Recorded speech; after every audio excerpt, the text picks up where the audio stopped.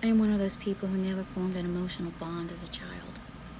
This is because I was surrounded by abusers, enablers, and those who just couldn't be bothered to get out of their comfort zone to help someone. My parents were the worst of the offenders.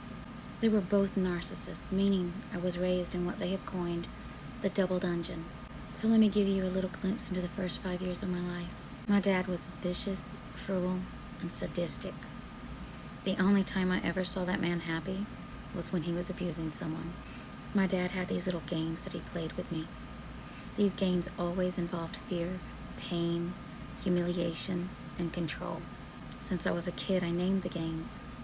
There was the lion game, the hand slap game, the hand squeeze game, the raw meat game, the stand in the fire game, the park game, the don't fall game, the tickle game, the eyeball game, the squish game, and the wave game. I wasn't allowed to cry during these games, or any other time for that matter. If I cried, my dad would bring his face real close to mine and start laughing. That was my cue to start laughing too, or be punished. Talk about a Joker origin story. And as crazy as this is gonna sound, as bad as my dad was, my mother was the worst abuser of the two. She was just better at hiding it. She weaponized my father and aimed him at people, usually me. With my father being so overtly abusive, my mother could stand in his shadow and hide her own cruelty. She enabled every single abuser in my life. She was criminally neglectful. She bullied, gaslighted, and groomed me.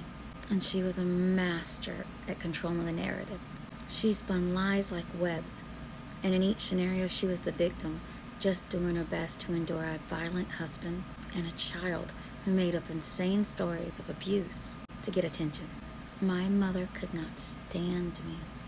She told me so in words and in actions. She let me know very early on not to bother her unless it was very important. And just so you know, being dirty, hungry, sick, injured, or assaulted is not an important enough reason to bother my mother. I remember feeling like an animal. I would scrounge for and steal food. I would hide in dark places whenever I felt vulnerable. I growled at people when I got mad.